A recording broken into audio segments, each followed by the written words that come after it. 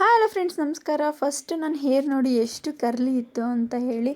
ಆಮೇಲೆ ನಾನು ಮನೆಯಲ್ಲೇ ಕೆರಟಿನ್ನ ಮಾಡ್ಕೊಂಡ್ಮೇಲೆ ನೋಡಿ ಎಷ್ಟು ಸಾಫ್ಟಾಗಿ ಮತ್ತು ಶೈನಾಗಿ ಕಾಣ್ತಾ ಇದೆ ಅಂತ ಹೇಳಿಬಿಟ್ಟು ಈ ಥರ ಮನೆಯಲ್ಲೇ ಯಾವ ರೀತಿ ಕೆರಟಿನ್ನ ಮಾಡ್ಕೊಳೋದು ಅಂತ ತೋರಿಸ್ತೀನಿ ಬನ್ನಿ. ಫಸ್ಟ್ ನಾವು ಹೇರ್ನ ನೀಟಾಗಿ ತೊಳ್ಕೊಬೇಕು. ಆಮೇಲೆ ಒರೆಸ್ಕೊಂಡು ಈ ಥರ ಪ್ರತಿಯೊಂದು ಲೇಯರ್ ಬೈ ಲೇಯರು ಫುಲ್ ಹೇರಿಗೂ ನಾವೇನು ಮಾಡಬೇಕಾಗತ್ತೆ, ಡಿವೈಡ್ ಮಾಡಿಕೊಂಡು ನೀಟಾಗಿ ಹೇರ್ನ ಅಪ್ಲೈ ಮಾಡ್ಕೊಬೇಕಾಗತ್ತೆ. ಇವತ್ತು ನನ್ನ ಹಸ್ಬೆಂಡ್ಗೆ ಡ್ಯೂಟಿ ಬಿಟ್ಟು ಈ ಕೆಲಸನ ಕೊಟ್ಟಿದ್ದೀನಿ. ನೀವು ಪಾರ್ಲರ್ಗೆ ಹೋಗಿ ಮಾಡಿಸ್ಕೊತೀನಿ ಅಂದರೆ ತುಂಬಾ ಹಣ ಖರ್ಚಾಗುತ್ತೆ. ಅದರ ಬದಲು ನಾವು ಮನೆಯಲ್ಲೇ ಮಾಡ್ಕೋಬಹುದು ಅಂತ ಹೇಳಿಬಿಟ್ಟು ಕ್ರೀಮೆಲ್ಲ 1-1.5 ಸಾವಿರ ರೂಪಾಯಿಗೆಲ್ಲ ಸಿಕ್ಕೋಗುತ್ತೆ. ಜಾಸ್ತಿ ಏನು ಪ್ರೈಸ್ ಏನಿಲ್ಲ. ಬಟ್ ನೀವು ಹೊರಗಡೆ ಕೆರಟಿನ್ ಮಾಡಿಸ್ಕೊತೀನಿ ಅಂತ ಹೇಳಿದ್ರೆ ತುಂಬ ಜಾಸ್ತಿ ಆಗುತ್ತೆ. ಹಾಗಾಗಿ ಒಂದ್ಸತಿ ಟ್ರೈ ಮಾಡೋಣ ಅಂತ ಹೇಳಿಬಿಟ್ಟು ನನ್ನ ಹಸ್ಬೆಂಡ್ ಹತ್ರನೇ ನೀಟಾಗಿ ತಲೆ ಕಂಪ್ಲೀಟ್ಲಿ ಹಚ್ಕೊಂಡೆ. ನೋಡಿ, ಹೀಗೇ ಜನಕ್ಕೆ ಕರ್ಲಿ ಇದ್ದವ್ರಿಗೆ ಸ್ಟ್ರೈಟ್ ಬೇಕು ಅಂತ ಆಸೆ, ಸ್ಟ್ರೈಟ್ ಇದ್ದವ್ರಿಗೆ ಕರ್ಲಿ ಹೇರ್ ಬೇಕು ಅಂತ ಆಸೆ ಇರುತ್ತೆ. ಬಟ್ ನನ್ನ ಸ್ವಲ್ಪ ಕರ್ಲಿ ಜಾಸ್ತಿನೇ ಇತ್ತು. ಹಾಗಾಗಿ ಒಂದು ಸತಿ ಟ್ರೈ ಮಾಡೋಣ, ನನಗೆ ಸ್ಟ್ರೈಟ್ ಹೇರ್ ಯಾವ ರೀತಿ ಕಾಣಿಸುತ್ತೆ ಅಂತ ಹೇಳ್ಬಿಟ್ಟು ಈ ಥರ ಹಚ್ಕೊಂಡಾದ್ಮೇಲೆ ಈ ನೋಡಿ, ನೀವು ಯಾವುದೇ ಕಾರಣಕ್ಕೂ ಸ್ಕ್ಯಾಲ್ಪಿಗೆಲ್ಲ ಹಚ್ಕೋಬಾರ್ದು. ಈ ಕ್ರೀಮ್ನ 1-1.5 ಇಂಚು ಬಿಟ್ಬಿಟ್ಟು ಸ್ಕ್ಯಾಲ್ಪಿಂದ ಹೇರ್ಗೆ ನೀವು ಅಪ್ಲೈ ಮಾಡ್ಕೊಬೇಕು. ಕಂಪ್ಲೀಟಾಗಿ ನಾನು ನೋಡಿ ಹಚ್ಚಿದ್ದಾರೆ ನಮ್ಮ ಹಸ್ಬೆಂಡು.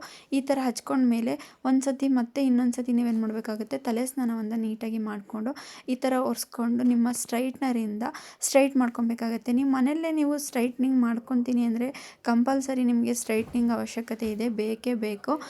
ನೋಡಿ, ಸ್ಟ್ರೈಟ್ನಿಂಗ್ ಮಾಡ್ಕೊಂಡ್ಮೇಲೆ ಇದೇ ಥರ ಎಲ್ಲ ನೀಟಾಗಿ ತೊಳ್ಕೊಂಡ್ಮೇಲೆ ಮತ್ತೆ ನಾವೇನು ಮಾಡಬೇಕಾಗುತ್ತೆ, ಈ ಥರ ನಮಗೆ ಹಿಂದೆ ಎಲ್ಲ ಸಿಗಲಿಲ್ಲ ಅಂತ ನನ್ನ ಹಸ್ಬೆಂಡ್ ಸ್ಟ್ರೈಟ್ ಮಾಡ್ತಾಯಿದ್ರು. ಬಟ್ ಎಲ್ಲ ನೋಡಿ, ಸ್ಟ್ರೈಟ್ನಿಂಗ್ ಮಾಡ್ಕೊಂಡ್ಮೇಲೆ ಎಷ್ಟು ಸ್ಟ್ರೈಟಾಗಿ ಹೇರ್ ಕಾಣಿಸ್ತಿದೆ ಅಂತ ಹೇಳ್ಬಿಟ್ಟು ಇದರಲ್ಲಿ 2 ಕ್ರೀಮ್ ಕೊಟ್ಟಿರ್ತಾರೆ. ಒಂದು ಸ್ಟ್ರೈಟ್ನಿಂಗು ಮತ್ತು ಮಾಡ್ಕೊಳ್ಳೋವಂಥದ್ದು, ಇನ್ನೊಂದು ಸ್ಮೂತಿಂಗ್ ಕ್ರೀಮ್ ಕೊಟ್ಟಿರ್ತಾರೆ. ನೋಡಿ, ಇದೆಲ್ಲ ಮುಗಿದ ಮೇಲೆ ಈ ಥರ ಡಿವೈಡ್ ಮಾಡಿಕೊಂಡು ನೀಟಾಗಿ ಏನು ಮಾಡಬೇಕು, ಸ್ಟ್ರೈಟ್ನಿಂಗ ಮಾಡ್ಕೊಬೇಕಾಗತ್ತೆ. ಇಲ್ಲ ಅಂತ ಹೇಳಿದ್ರೆ ಕೆಲವೊಂದು ಕಡೆ ಸ್ಟ್ರೈಟ್ ಆಗುತ್ತೆ, ಕೆಲವೊಂದು ಕಡೆ ಸ್ಟ್ರೈಟ್ ಆಗಲ್ಲ.